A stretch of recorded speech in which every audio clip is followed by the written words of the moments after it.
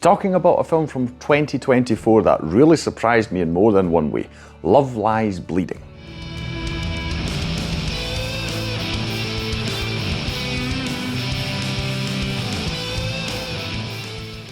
Hi, my name's Stewart and welcome to another review video on Flying Wiener. Now, if you've never heard of this film before, I wouldn't be too surprised.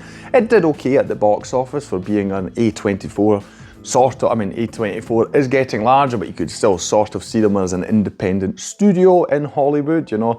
They make a lot of very, very interesting films, definitely, easily.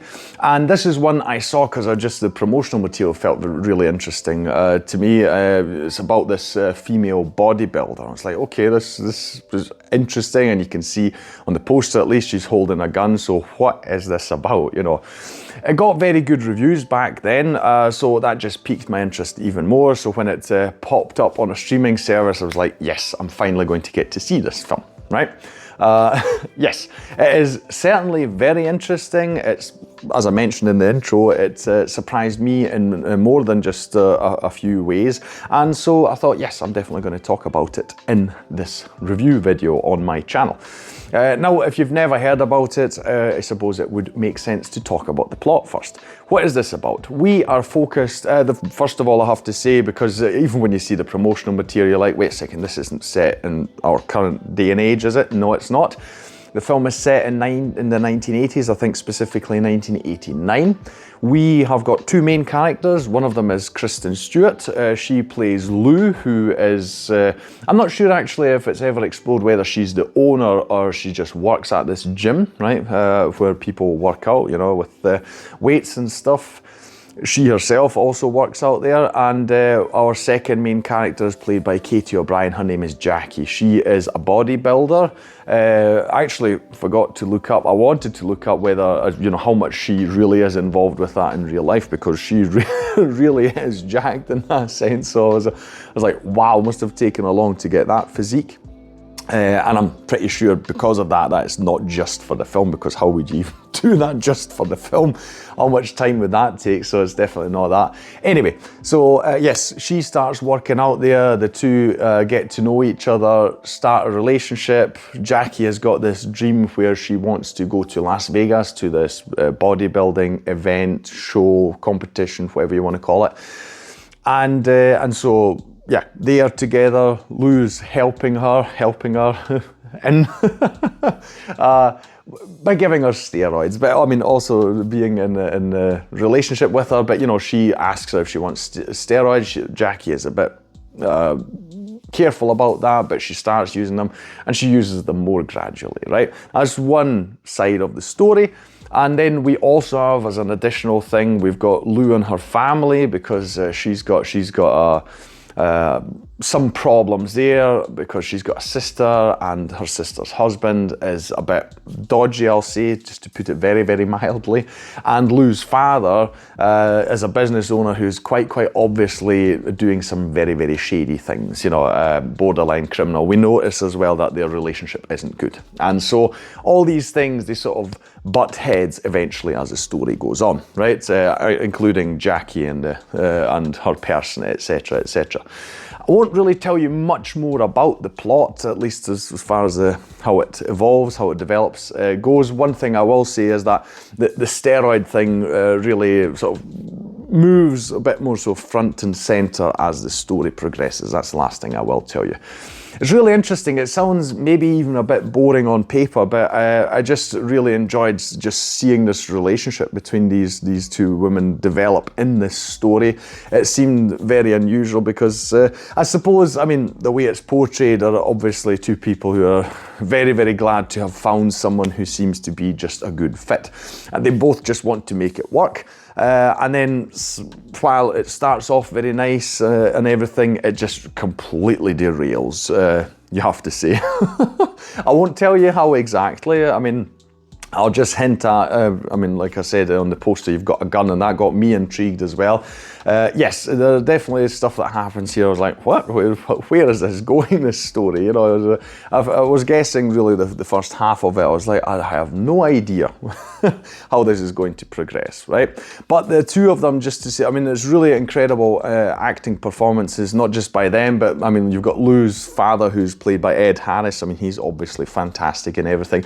He's just got this very menacing presence in this film. Whenever he's there, you're like, okay, you know, this is, you feel a bit worried about people just because of his demeanor, you know, it's just his aura that he projects. It's really incredible. But the two women I mentioned, just they get to explore so many things over the course of this story, not just with each other, but with other characters as well. So, and I do believe that people really also singled out their acting performances, and I can easily see why. I mean, to me, it's always quite funny when you see Kristen Stewart, and she's probably can never escape all the criticism she got for doing Twilight, you know, just the same as Robert Pattinson can, where, I mean, it's quite obvious that, I mean, if you get a lot of money thrown at you and you just need to phone in a performance, why wouldn't you do it? In a way, you know? I mean, I suppose there's pros and cons to everything, and you've got someone like Nicolas Cage, who will always give his absolute 300%, regardless of what kind of film it is. But, you know, with films like these, she's easily proving, you know, that she's got a very wide range and can do a lot of things. So I really do hope that people don't just, you know, just write her off because she was in Twilight, you know. So, because I really can say, acting-wise, there's so much to discover here. It's in a way, it's a very tragic story, you know. You feel very bad for these characters because they just want to just keep to themselves, have a very simple life, and then, like I say, things just really, really derail, and it makes you feel for them in a certain way. A lot of very crazy things that happen in this film, very surprising. You're like, what? Did that really just happen? Towards the end, there's even something that is outright fantastical, and I'm like, so is this supposed to be someone's dream, hallucination, or is this like a projection of how they feel at the moment? Very weird, because you get no hint at all, and then suddenly something happens and you're like, what? Never mind. If you watch the film, you'll know exactly what I mean. It happens towards the end, right? But there's a lot of, I really like just, I don't know, just the way it's filmed as well. We've got all these close-up shots. It feels very intimate. The whole thing, it seems very much like a very personal story, you know, in that sense. And really enjoyed that. The music fit everything really well too. It's, just a very interesting film, very unusual. It's interesting because I myself, I mean, as you can see, I'm not a bodybuilder. I mean, I like to work out and train and stuff, but I've never been interested in that kind of thing. So it's always very interesting getting an insight into something like that you're completely unfamiliar with. And every time I do sort of see something that involves bodybuilding, I'm like, why would, I mean, I get that people want to look like that.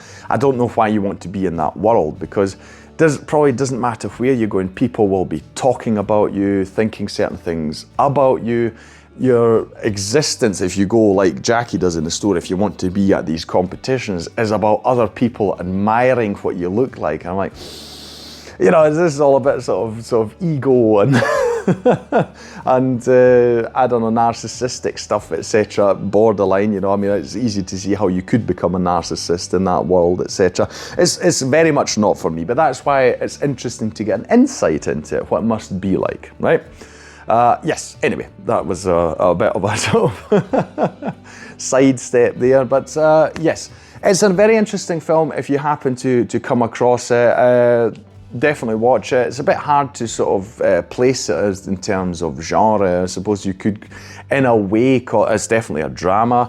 Maybe you could even call it a bit of a thriller, because we have some very, very tense stuff going on, especially when it comes to, as I said, you know, the father, he's got shady things, so you've got police involvement and stuff like that. So that definitely turns up the the anxiety levels when you watch it. It's got a lot of good things. It's also, at times, it's humorous and a bit endearing. Like I say, these two people finding each other.